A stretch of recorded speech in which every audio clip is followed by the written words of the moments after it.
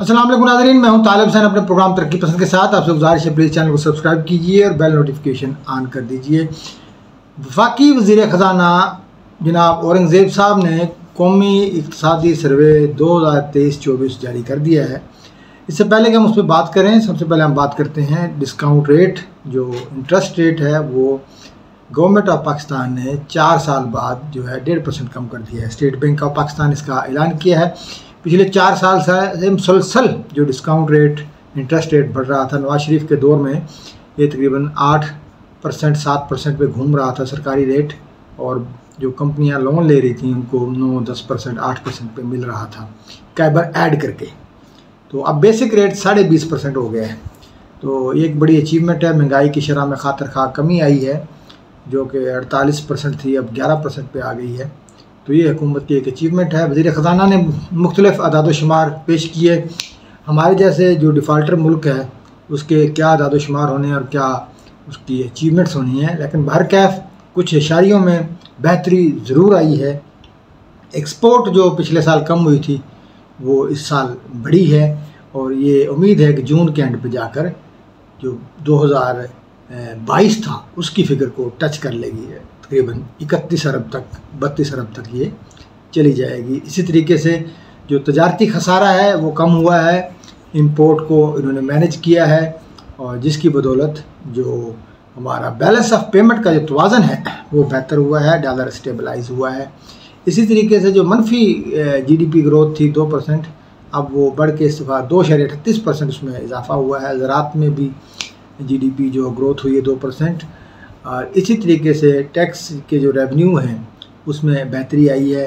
वज़ीर ख़जाना ने नवीद सुनाई कि IMF के साथ जो हमारी डील चल रही है, IMF हमारी जो पॉलिसियाँ हैं उन पर मुत्तफ़िक है, और उम्मीद है कि हम नया पैकेज लेने में कामयाब हो जाएंगे। इसी तरीके से उन्होंने जो बताया कि जो प्राइवेटाइजेशन पॉलिसी है वो इंतहाई ज़रूरी है कि मुख्तलिफ़ इदारे तकरीबन 1000 अरब से ज़्यादा जो है वो कौमी ख़जाने के ऊपर बोझ है। ये हुकूमत इनको प्राइवेटाइज़ करने जा रही है। इसी तरीके से जो मुख्तलिफ़ अदाद-ओ-शुमार उन्होंने पेश किए, लेकिन हकीकत ये है कि मंजिल अभी भी कोसों दूर है। जो टैक्स देने वाला तबका है उसको टैक्स देना पड़ेगा।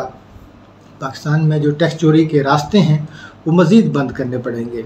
अगरचे हुकूमत ने अफ़गानिस्तान ट्रेड पर जो है उस पर काफ़ी कंट्रोल किया है, इसी तरीके से ईरान ट्रेड पर भी कंट्रोल किया है, उसको नेटवर्क में लाने की कोशिश की है, लेकिन इसके बावजूद मुल्क के अंदर बहुत बड़ा जो एक सेगमेंट है वो टैक्स से बाहर है। जैसे रियल स्टेट, उस पर बहुत सारे टैक्सेस तो लगे हैं, लेकिन वो भी हकीकी टैक्स का जो है वो अक्कास नहीं है।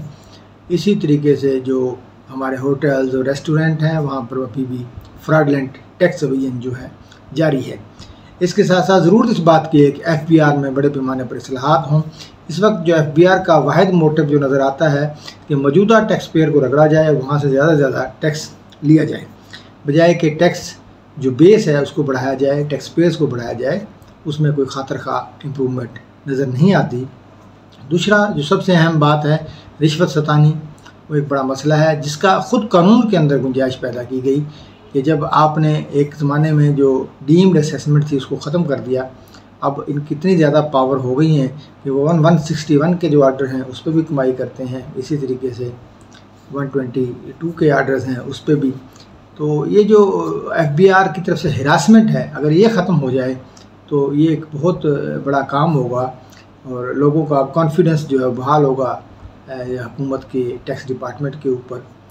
और इसी तरीके से जो हुकूमत जो FBR में जो सेल टैक्स का जो मामला है, सेल टैक्स को ग्रेजुअली जो है वो सिंगल डिजिट पे लाना चाहिए, क्योंकि ये रिफ़ंड का चक्कर और ज़ीरो रेटिंग वगैरह जो है इसमें बहुत सारा जो है मसले मसाइल हैं।